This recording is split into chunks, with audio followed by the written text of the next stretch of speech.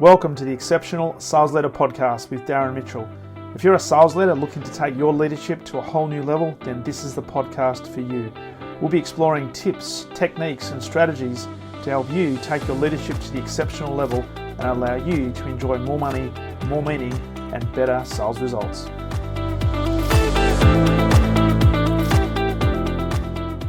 All right, welcome back to the Exceptional Sales Leader Podcast, and apologies for that little pre-introduction. Darren Mitchell here, and looking forward to this conversation today. I'm really happy to have a man who has lots of experience in big deals, in corporate sales, but also runs a very successful organization known as Salient Communication. Mr. Elliot Epstein, welcome to the podcast. Thank you very much, Darren. Good to be here. It's looking forward to this. We have a mutual colleague / friend in Richard Webb who is appearing on this podcast. In fact, the time we're recording this was this time last week. So he's delivered lots of value, and he said, "Oh, you've got to get Elliot on because he's an absolute gun. He's absolutely very, very funny man. Lots of anecdotes. So no pressure, mate. No pressure whatsoever. Yes. Well, I've got Richard snowed already. Absolutely. All right. So today we're going to talk about sales and sales leadership from the perspective of big deals, and how a lot of organizations get themselves into situations where they're pitching for a large deal, but not necessarily building a compelling pitch that's going to win. So love to be able to delve into that. Before we do, though, I'm always interested in people's backgrounds and what led you to this. Now, I know you've been in selling for a long, long time. Love to know the background in terms of what led you to run as a keynote speaker, CEO, and high-stakes pitch consultant at Salient Communication. Sure. Well, if you go back, I'll give you the quick potted history because I don't want to take up all our time talking about all the episodes in between. But I was lucky. I got into sales at the age of 19 for a company called Remington, which was in office equipment, and I knew absolutely nothing. I mean, that's not being modest. I knew nothing. Wow. And I had a mentor, which I think is something that's lacking in a lot of organizations today.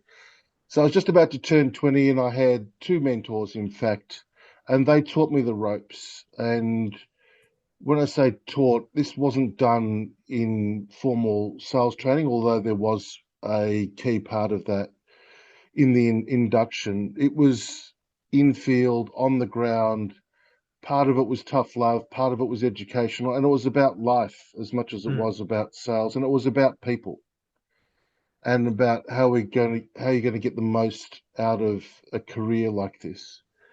And within 18 months from literally knowing nothing, I became number one in the country in that area. And within 12 months of that, I became the worst sales manager in Australia because I was Yeah, pretty much. I was a sales manager at just shy of 22. Think about that, right? Okay. Because they did what a lot of companies do poorly, which is, get a good performer and give them a bigger title and people to manage. But the problem was that I knew nothing about how to manage people. I had a 38-year-old, a 50-year-old, and two others in their late 20s reporting to me. You imagine how they felt. So they'd be going home to their wives and husbands going, "Who is this idiot?" But we managed to be successful on a sales front, and I was reverse mentored by those older people because I didn't know what I didn't know. Yeah. And I was lucky because even though I was technically their boss, they were older and had more experience in life, and they helped me understand what it was to work in a team and to work with clients, and so you can imagine by the age of 24, right, I'd already had this experience of induction into life and sales and client world, which kicked me off. And then I spent 15 years primarily in the IT world in sales and sales management before I moved into consulting. I worked for a multinational for 4.5 years, became a principal, and then I founded Salient Communication because of my love and passion for developing sales leaders and salespeople. And here we are, some 22 years later, sitting here talking to you. Wow, what a journey. What a journey. As you look back, so getting into sales at such a young age and then at 22 being made a sales leader because obviously you'd been a great salesperson coming from, as you said, no knowledge. Mm. Looking back on that, was there something that you did that enabled you to be so successful in the early phases of your sales career? There's a number of things, and it comes back to the leadership around you, in my view, number one, that allows you to make mistakes. Mm. I remember in the really early days, I came back to the office and my boss's boss called me in. So you can imagine, right? Early 20s, he comes in, huge, big bucket hands, comes in, shakes my hand really firmly. I felt I'd never use it again. And he goes, I've just had a phone call from such and such solicitors. Were you there calling them? And I said, yes. He said, were you trying to upsell them into XYZ product? And I could, barely keep my pants from being soiled. And I said, yes. And he said, did you continue the conversation even when they said no? And I said, yes. And he said, did they kick you out as a result of this attempt to upsell them? And I said, yes. And before I could say sorry, he said, well done. Keep up the good work. Well done. So it's a different time. It's totally anathema to everything that I would coach now, obviously. Yeah. We're talking about a quarter of a century ago. But my point here is he had my back. Mm. This is my boss's boss's boss, and he had my back.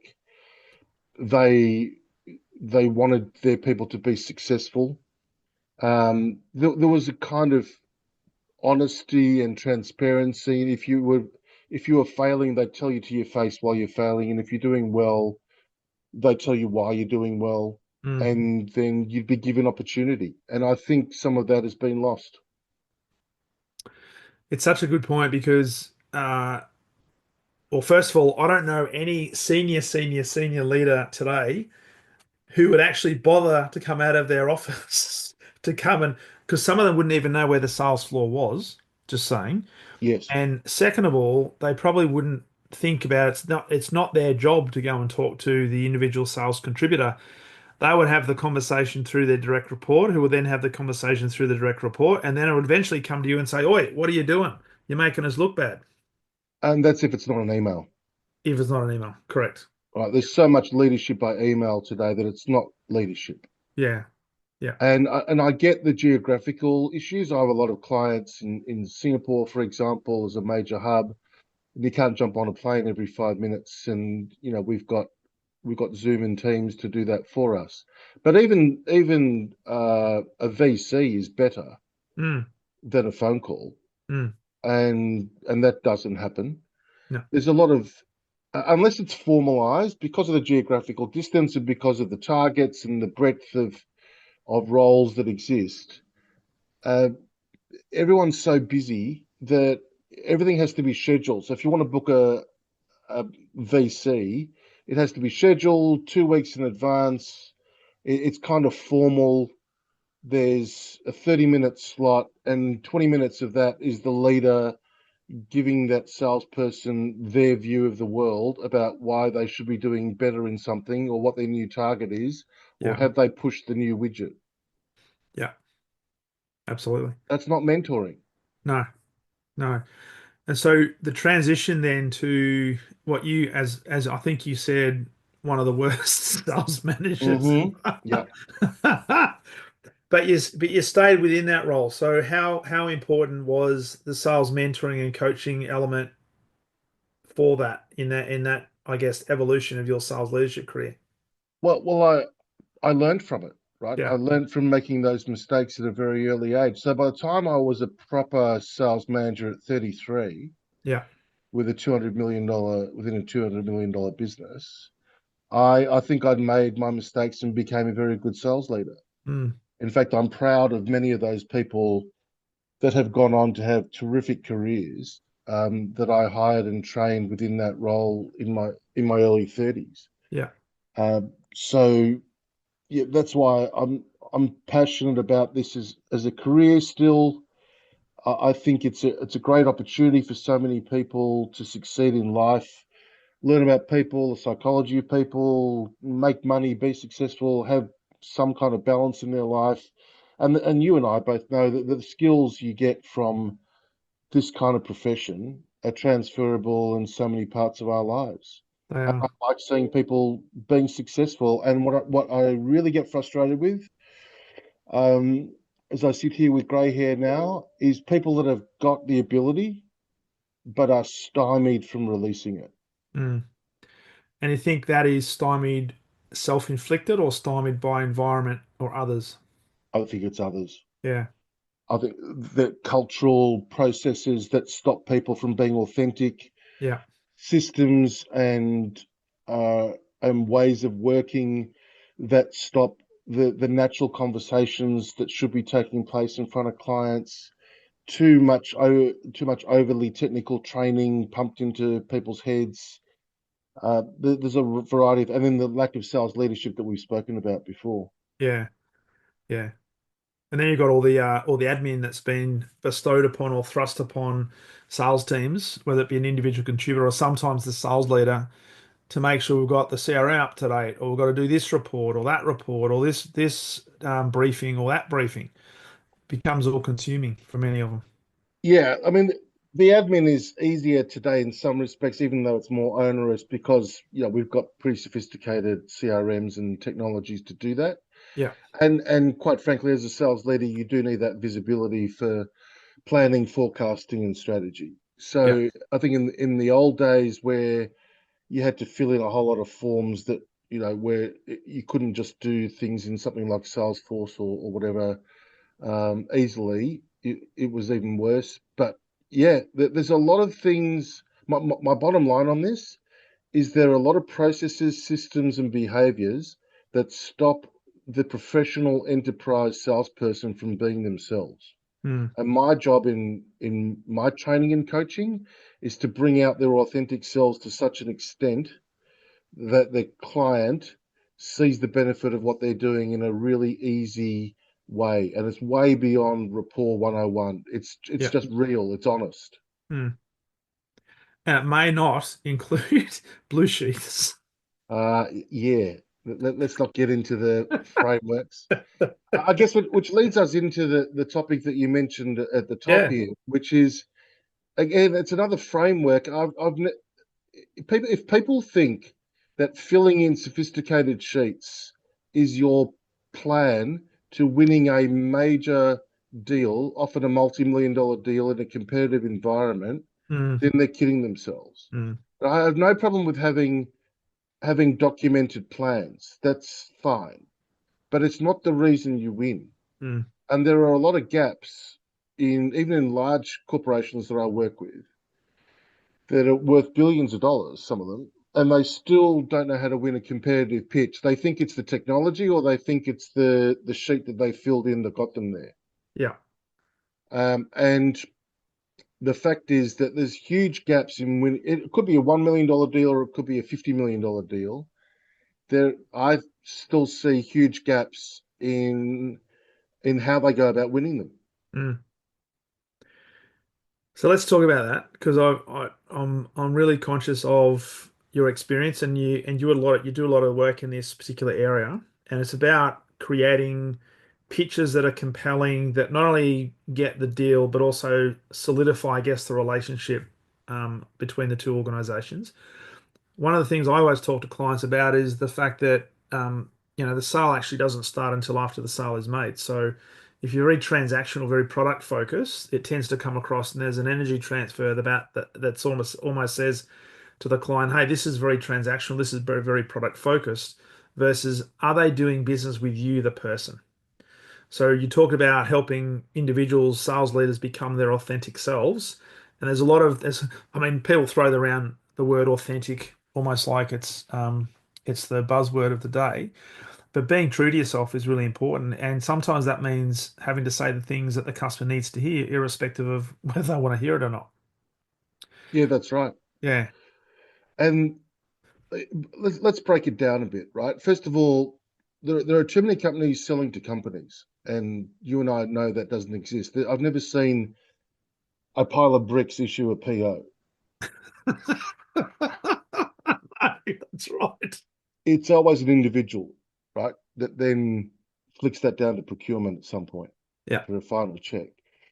So there are a lot of people talking about the key benefits of their solution to their client's company. And that sounds fairly straightforward and obvious. Like, Mm. here's the benefit for your organization. You're going to save $10 million if you buy our widget.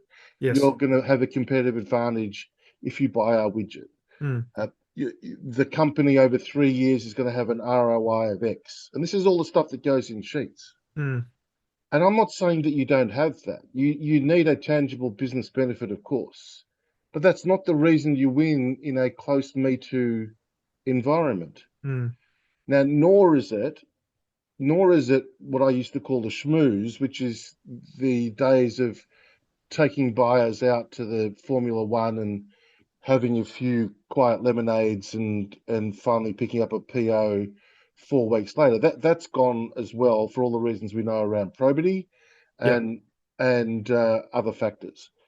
So what is it? First of all, you're never selling to a company. So if you're selling to a bank, you're not selling to a bank. You're selling to Jane or or Jeremy, who is the particular C-level person. Hopefully, most of my coaching is around selling to C-level, and they're the people. They are human beings. Mm. And to give you an example, one of the things I often raise with people is how old is your demographic that you sell to? And they'll say something like 35 to 55. So, okay, what percentage of male versus female? We'll Yep. discuss that.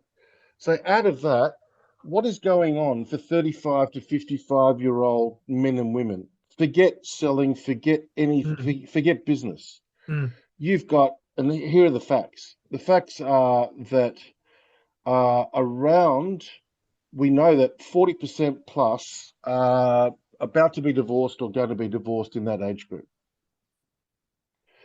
So that's a bit of turmoil in people's lives. Yeah. Most of those people, it's decreasing as we know demographically, but most of those people will have a couple of kids. 35 Yeah. to 55-year-olds will have a couple of kids. If they're in a corporate role, they will most likely be headed towards independent or private schooling, which is not bloody cheap. Yes.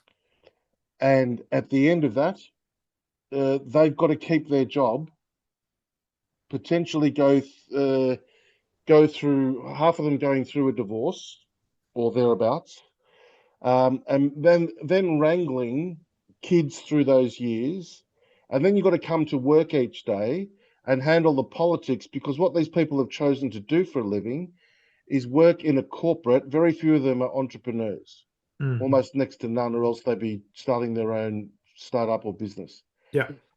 You talk about people that work in banks, construction, finance, insurance, technology companies, all these different areas, consulting, whatever it might be. Those people have chosen a corporate career, which Mm. means they have to play politics every single day just to survive.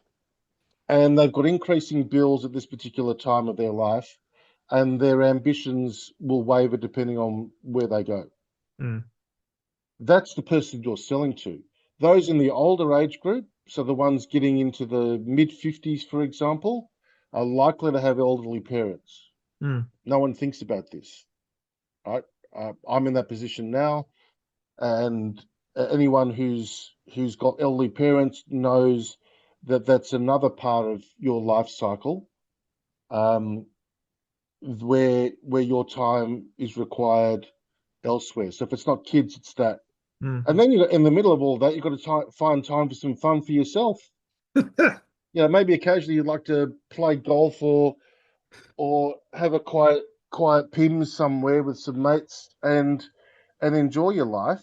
Yeah. And then we rock up in the room. Hi, let me introduce you to my company. And there's no awareness of the person you're sitting in front of. It's just like, okay, let me get the spreadsheets out and the presentations out, and let me show you a whole bunch of paradigms about how my widget can help your company. How Mm. does it help them? Mm. Them, the person. Yeah. There are people sitting in jobs that are not ambitious. Mm. And I've seen pitches lost because the pitch was a really ambitious transition. And on face value, in the cold light of day, yes, it makes rational sense potentially for that company to adopt it. But that individual was not ambitious. Mm. They wanted to get out of there within 12 months. They Yeah. didn't want to go through a whole period of transition.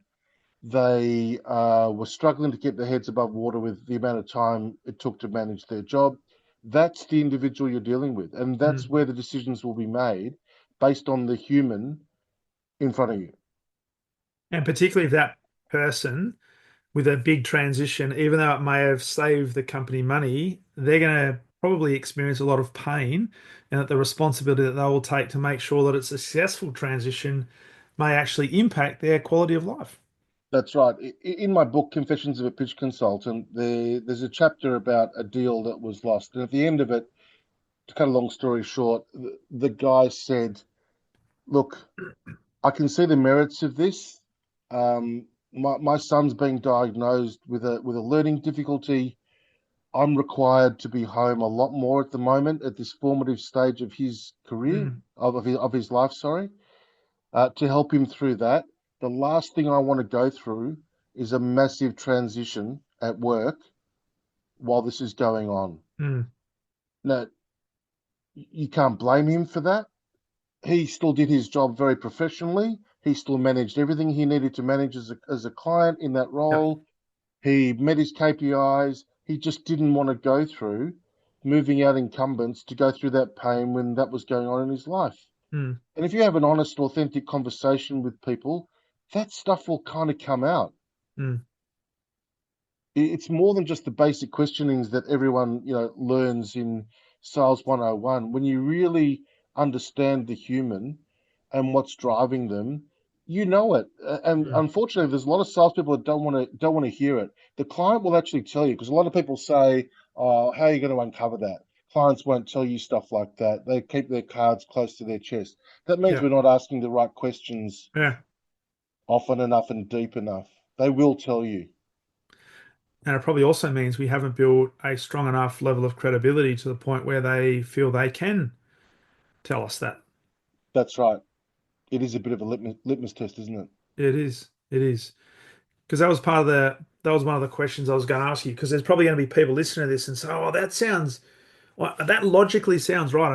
I need to know more about my customer, but I just can't get access to them. Or the only way I can get access to a person is through through email or through some form of written communication. How do I get access to these people?" Well, that's kind of the step before I'm talking about. I'm talking about the fact that you're actually sitting at the table with a cold Yeah, yeah, cup of of coffee course. and a stale biscuit. Yeah. But you're talking about the actual approach and lead gen, which is a different topic altogether. Mm. Um, I mean, we can go there if you want, but in a nutshell, in 60 seconds, the best way of getting to sea level is through other sea level. Mm. People don't ask the question enough. I have a great question that I offer my clients to use, which tends to work, which is when you're with existing clients, people don't feel like they want to ask for leads, especially at sea level. Yeah. They don't want to be desperate and they don't want to come across as needy. Yep. But you've done good work with your existing client base, and this one question will get you literally 10 leads in the next quarter if you do it. And the phrasing of this is very particular. It You've got an existing client, you've done good work. The You've implemented whatever it is. You've Mm. been out for drinks and reviews and whatever else. So this is what I call a post-coital afterglow, where everyone's pretty happy with each other. You're lying back with the figurative cigarette. and you say to the client, of all the people you know, who do you think would most benefit from having a coffee with me? Yeah. Powerful. And the phrasing of that is softer and appropriate and much better than saying, "Hey, you got any leads, mate?" Well, it is because particularly if you've delivered value, you've had as you described the coital cigarette. Presupposition there is you've delivered value, so it's almost like, well, we've got a relationship now. Who do you think would benefit from, having a coffee with me? Yeah, it's not who can I meet, it's who's going to get benefit. And it literally should be that way. If your client doesn't think that another one of their network is going to get benefit from you, they shouldn't give you any names. That's it. And if you use that question religiously, as I've seen many of my clients do, you, it doesn't happen necessarily immediately, although you may often get the first couple. But all of a sudden, because you've got an existing relationship, a month later, 2 months later, they go, "I know who should have a coffee with you." Mm, And then that's your intro where your credibility is there before you even open your mouth, yeah. because your credibility comes from your existing client referral. Yes. And it's just not utilized enough. Mm. Even though in even sales one-on-one training, we often talk about referrals and the importance of the referrals and ask for referrals. But as you've just alluded, a lot of the times we're actually asking too directly. So who do you know who I might be able to flog this product to? Or words to that effect. Yeah, and people avoid that because A, it's clumsy, Yeah. and B, we're talking about sea level primarily, and it, Yeah. it, it just it looks out of place. Yeah.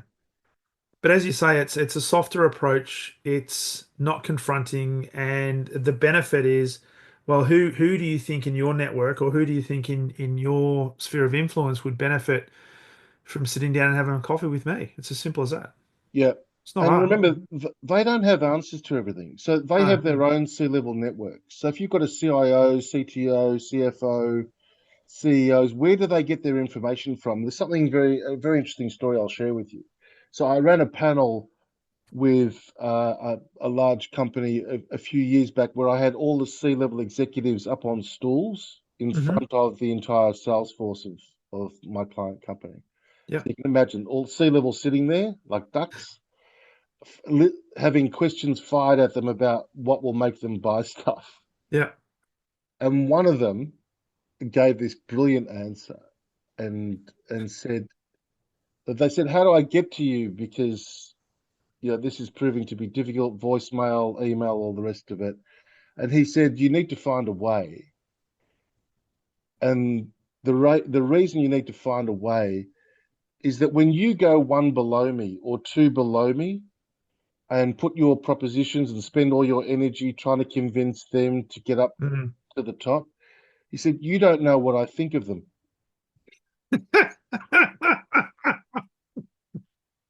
He said, "You don't know if I think that that proposal that comes from one level below me is from a guy who wants my job and I hate his guts, Yeah.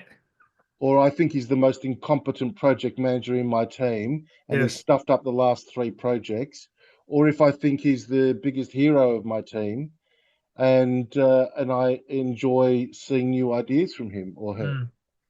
And it was the place went silent, as you can imagine, and it was a really good insight to the fact that you have to understand the individual and you have to get to the top, and you can't waste your time talking to people who may or may not have influence to get things Mm. done.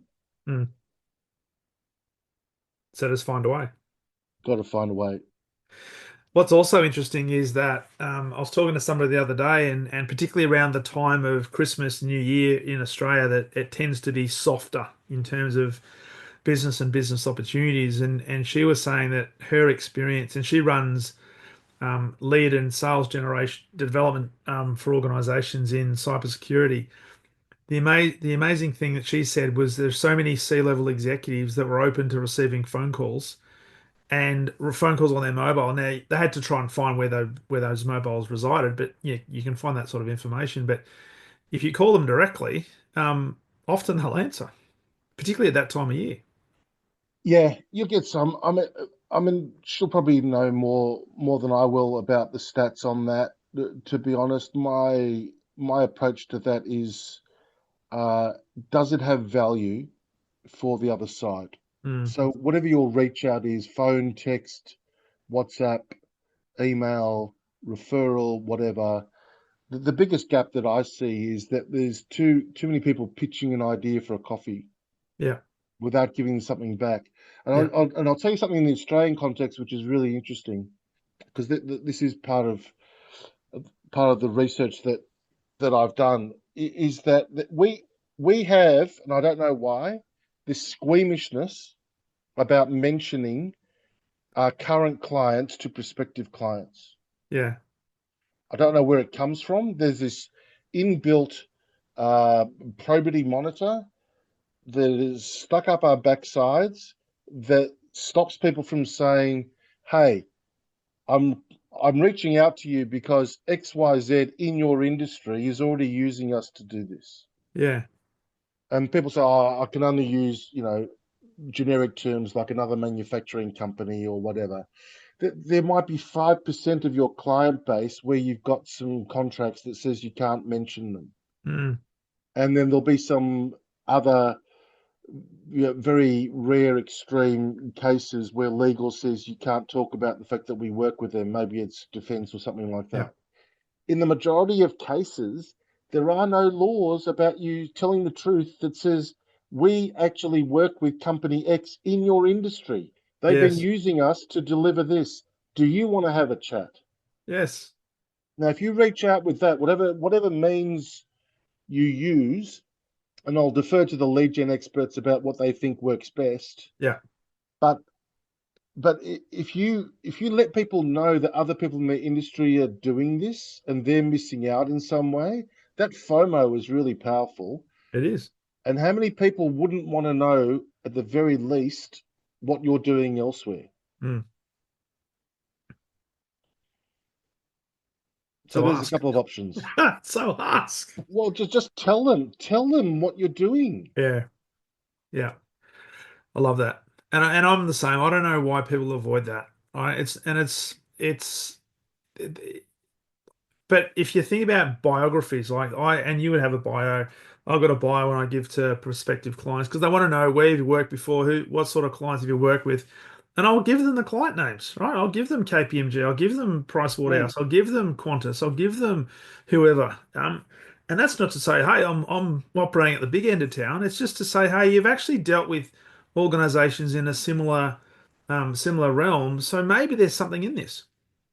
Yeah, it's really funny. These are the same people that wouldn't go to a restaurant without looking up Google and seeing what the reviews are for a 3-star Rogan Josh restaurant in their local suburb. That's right. That's right. It is So, insane. and it says John from Middle Park rated it 4 stars. Oh, it must be good then. You don't even know who John is, and you think it's beneficial. Well, it's a third party endorse. Well, it's fascinating. The psychology is fascinating in all of this. So let's talk about compelling pictures. So we've Mm, said first and foremost that we've got to remember we're selling to people. yeah. So when we're thinking about, let's just talk about the big end of town. So before we press record, we're talking about the big deals where perhaps you've got some competitive. Maybe we're not the incumbent. We've got two other competitors. The value of a deal is, multiple millions, and pretty much if we don't win this, we put ourselves in a pretty tricky situation. So not so much putting all eggs in one basket, but what are some things that organizations and leaders within organizations can start to focus on to at least position themselves in a more effective way to get these deals, or at least a better seat at the table? Okay, there are a few things because obviously it's a complex area. Let me break it Yeah. down as best I can. Number one is when you've nominated these accounts to win, or you have an opportunity that's come up through tenders or whatever, Mm, It has to be a team game. You can't win a grand final on your own. mm, And unfortunately, there are a lot of companies that they have the technical expert, they have the salesperson, maybe the sales manager, and they say, off you go. You've got a 3, 4 month sales cycle. Good luck. Let us know how you go. yeah. Yeah. And then they hire someone to produce the tender document, either internally or externally, and then they get another technical expert to do some more work. And meanwhile, they've got an entire company behind them that is not involved in that deal. Mm, And I'll give you a classic example. I actually can't mention this company for obvious reasons. This company's board had exceptional people. Like no one was better networked, better known, had more credibility than this company's board. yeah. And yet they were trying to win major pieces of business, and not one of those board members was ever asked to be part of the pitch. Wow. Right? So it went to the CEO. The CEO was prepared to write a letter. It was prepared to write a letter in the tender uh, on behalf of the bid, saying how much he supported it and loved it and thought it was a great idea. Never met the client. It was only senior sales, technical people, a couple of other specialists who progressed the sale. The CEO got involved at the very end when the pitch came up, so he'd never met them, Mm, but wanted to turn up for the pitch at the end and wave their flag. yeah. Above them is a board who would make anyone sit up and take notice, and no one said, "Why don't we get her to be part of the presentation, part of the strategy, part of the meetings?" Mm, Imagine walking in, and this is my, you've got to smash a walnut with a tractor here, yeah. and too many people are just using a nutcracker. Yeah. So people have got these resources. They've got boards. They've got investors. They've got other C-level people. I'll give you another classic, right, that worked really well um, for a winning pitch. Is we got the CFO of the selling company to talk to the CFO of the client. Hmm. And the conversation was, listen, I believe my guys are trying to sell you this, authentic upfront. And the other CFO said, yeah, why are you calling? And they said, look, I'm a CFO. I'm running a $200 million business.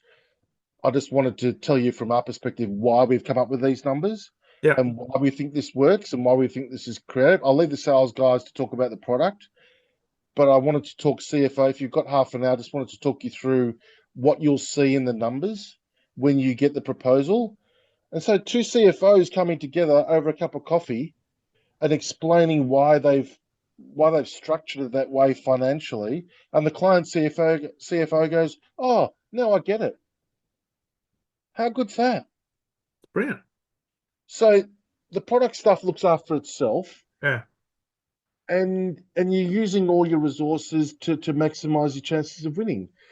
So if the my first point is people have these amazing teams from their own C-level people uh, to their own boards, to their own investors, to whatever is involved. And another classic one is companies that have got parent companies in the States, for example, or overseas in Scandinavia or the UK. Get them on a Zoom call. Mm, If you really, really, really want to win it, and it's the biggest deal of your life, get them to jump on a plane for 5 grand and come and present. yeah. People don't do it. So why Oh, do you think no, it is this, Elliot? part of it, unfortunately, I think is ego still that exists that says, no, I'm in charge of sales. I'm going to win this. Okay. Not necessarily in a bad way, just a historical Yeah. way. This is a sales role, a sales task, and I'm going to win this on my own. Mm, Part of it is lack of understanding that those people will add real value, or they're unsure how to approach a board member, mm, or someone like that, or they don't think in the hierarchy. They can reach out to the global CEO. Yeah. But imagine in Australia, for example, you get $100 million deal. It's going to transform the entire company and region. It's going to be a landmark site for the rest of the world. If I was a global CEO, would I jump on a plane, kiss a few quokkas and kangaroos, stay in a five-star hotel for a couple of nights, and be part of a pitch for an hour? Yeah, it's not bad. Absolutely. If it was that big and that strategic, well, why wouldn't you? People don't think to reach out to those people, Mm, is my point. mm. It's fascinating.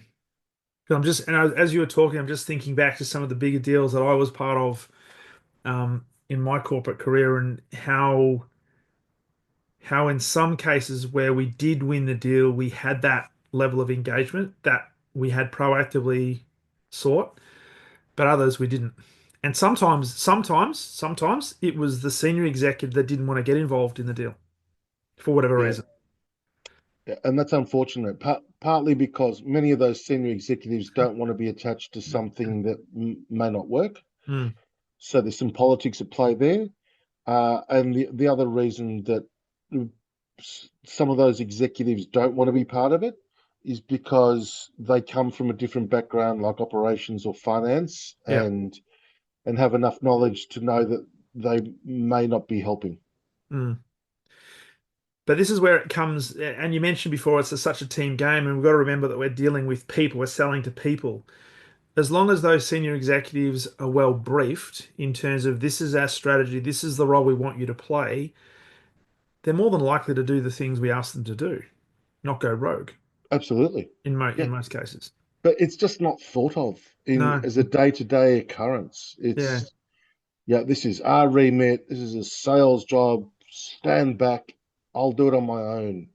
Well, hopefully you win. But if you don't, you're going to have to report to the people that you didn't hire in the pitch in the first place. explain why you couldn't get the job done. Yeah, And this is the thing. Often, when you do a loss review and you're sitting in front of these executives, often the challenging question that comes back your way is, "Hey, Elliot, why didn't you pick up the phone and talk to me? Why didn't you ask me?" yeah. It's like I would have helped. It's just a no-brainer, and it costs nothing virtually, right? Yeah, It's a bit of executive time and maybe an airfare. yeah, That's all you're up for here to get yeah, really heavy hitters. And I'll come back to the board thing at the risk of repeating myself because the board people that I've met, and I've coached a number of people on boards as well, and they say no one asks me.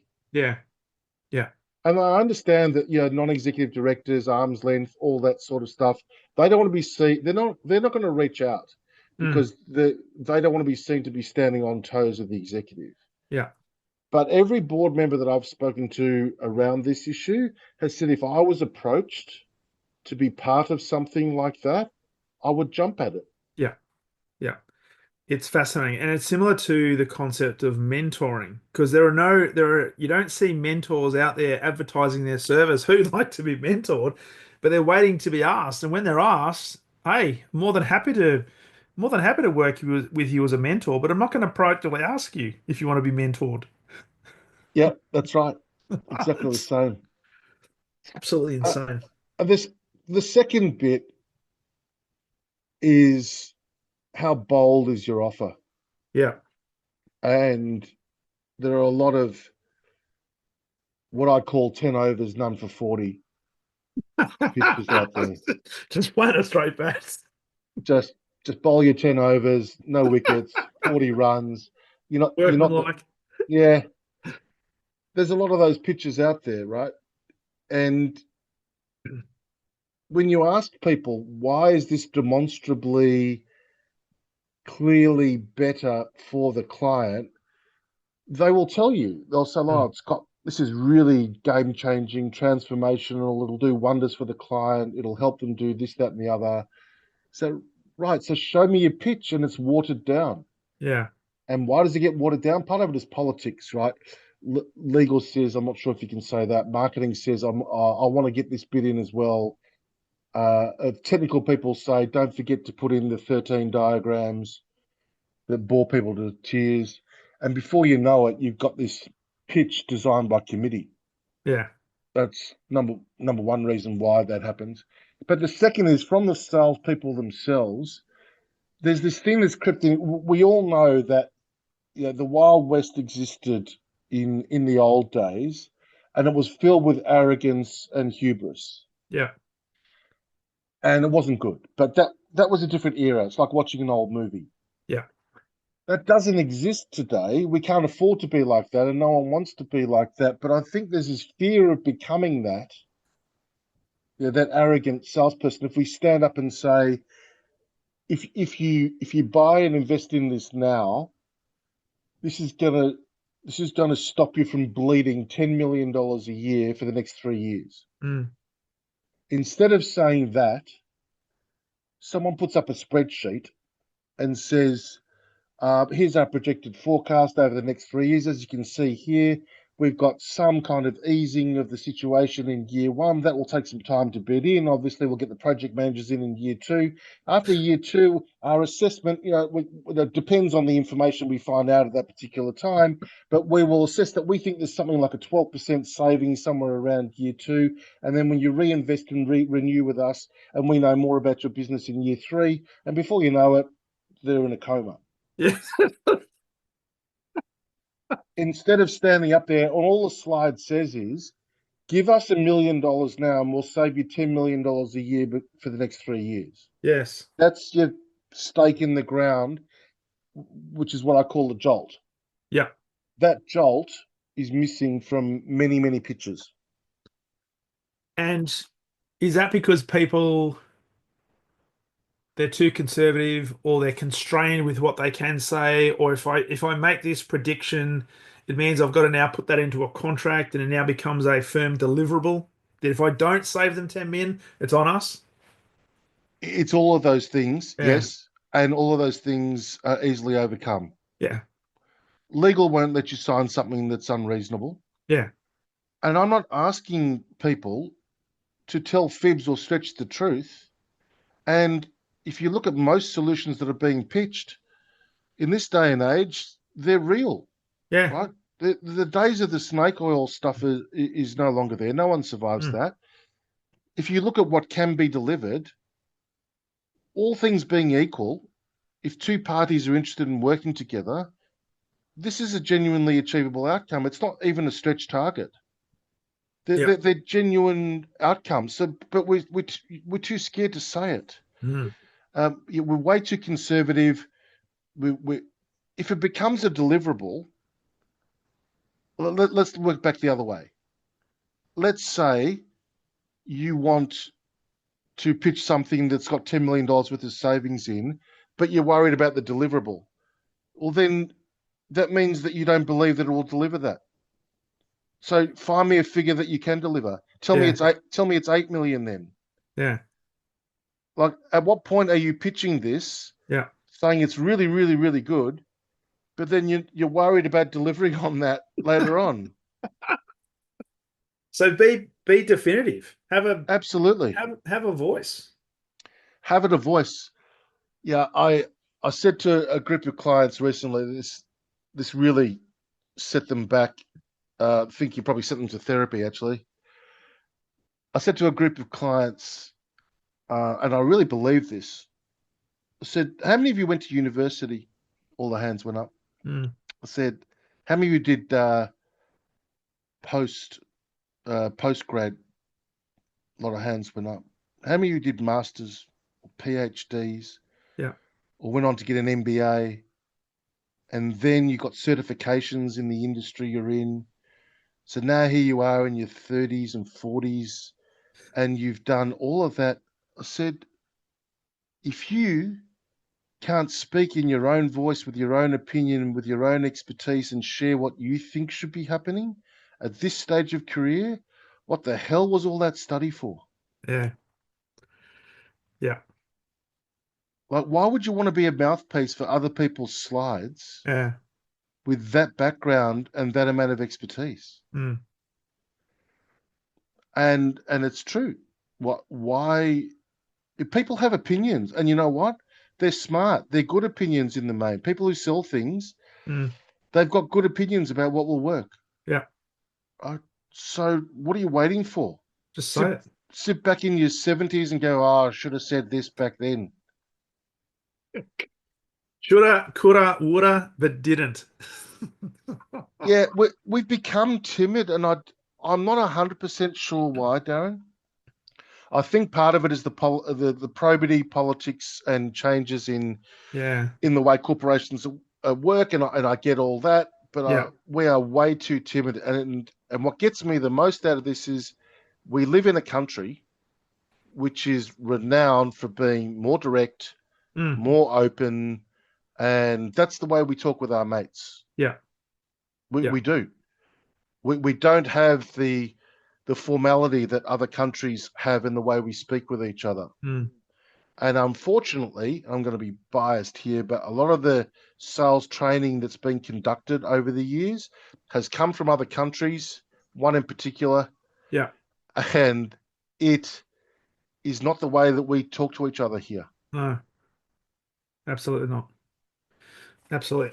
So there's two things: making it a team game involving Mm, everybody within the organization, including the board, yeah, and also being bold and jolting the customer. yeah. And the third, well, I'm assuming you've got a decent offer in there, which you know Presupposes that has to be the case. presupposes that has to be Yeah. there, right? Uh, and it presupposes that you're talking to the right level as well, which I Yes. imagine has to happen. The third thing is commitment. You know the old description of a breakfast plate with bacon and eggs. As in which comes first? What's the difference on a Oh, what's the breakfast plate? difference? Ah, yes. One's committed and one's just involved. Correct, correct. The pig is committed and the chicken's just involved, That's right. right? So that is the final difference in terms of managing the sales cycle because you see people and they go, oh, what are you doing? Oh, I've got this major deal I'm working on. And what else are you doing? I've got these 14 other things I'm doing Mm, as well. And I'm managing 6 other accounts and I'm filling in for Bobby and Jane's yeah. filling in for me. And I've got an off-site next week and I've got 2 weeks off. And then when I come back, I've got to mentor the new inductees. And then I've got to go to Sydney for 3 weeks to do that other thing. And then HR's got me doing some training for another 2 weeks after that. But I'm really committed to this deal. Yes. In 2027. It's ridiculous, right? Mm, But that's what happens. yeah. It's like, if you want to pursue your beloved future partner, try going away for 6 weeks and not being really involved and see what he or she thinks of you. Yeah. See how that goes. Yeah, that Yeah, good goes. luck. Just good luck just ghosting them for 6 weeks. It was lovely having dinner with you. Fabulous time. Love to see you again, and then you don't speak to them for 6 weeks. It's madness, right? And even if they do it, it's like I'll check in once a week or Yeah. try and book a next meeting, try and book a conference with the next level down to show them Yeah. our stuff, and the commitment's not there. If you want No. to win, you know, elite sport, you win one game at a time, and they are absolutely focused. You ask any elite coach, and I've worked with a few of them, and when they say one game at a time, they actually mean it. Yes. And they often get asked, "Oh, in 2 weeks you're playing a big game against the top team. What are you doing to Yeah. prepare for that?" And the coach will say, "I have no idea. No. That's it. This week we're playing X. That's what Yep. I'm focused on." Yep.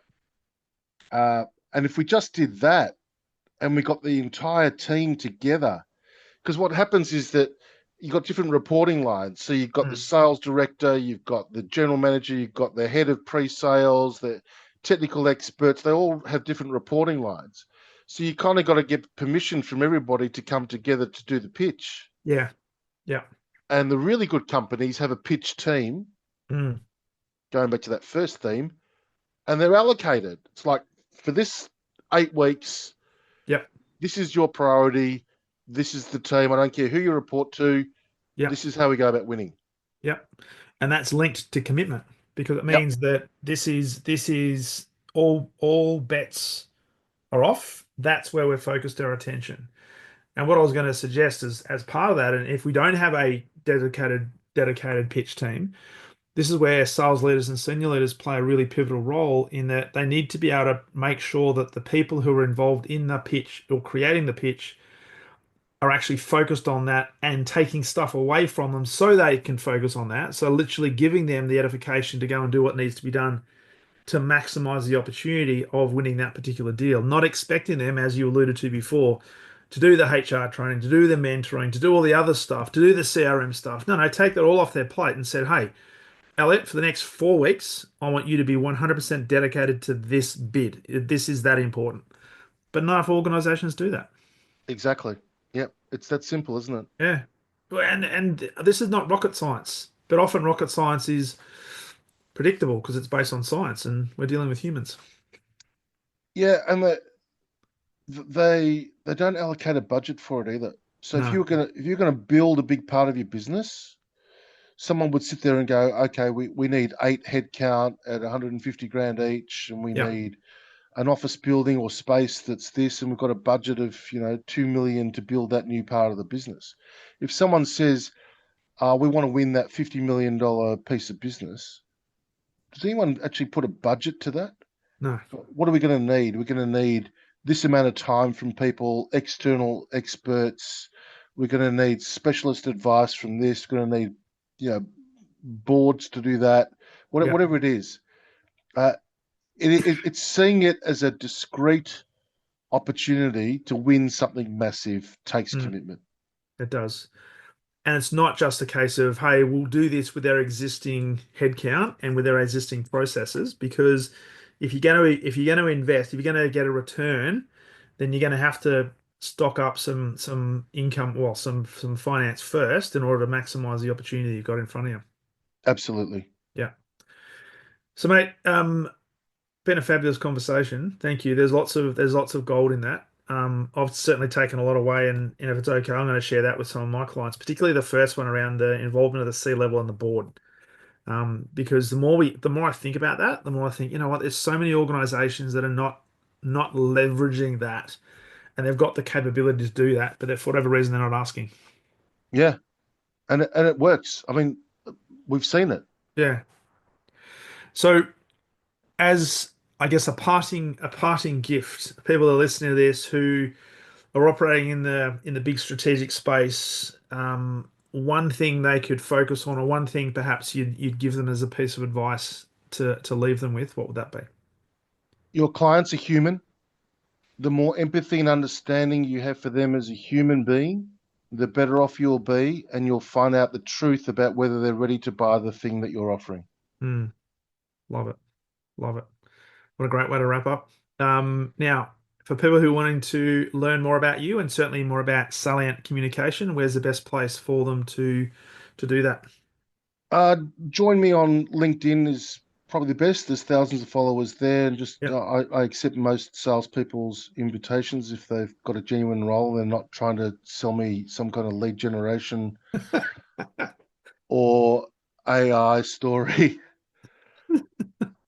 Or um, podcast promotions. or podcast promotions. Yeah. So, yeah, Elliot Epstein on LinkedIn. Otherwise, go to salientcommunication.com.au and have a browse there of some of my work in sales development and sales coaching and mentoring. Brilliant. Excellent. I'll certainly put those in the show notes. And Maya, thank you. It's been a fabulous conversation. It's really enjoyed it. And thanks for being a guest on the Exceptional Sales Leader podcast. Greatly appreciate it, Elliot. Thank you very much, Darren. Cheers, mate.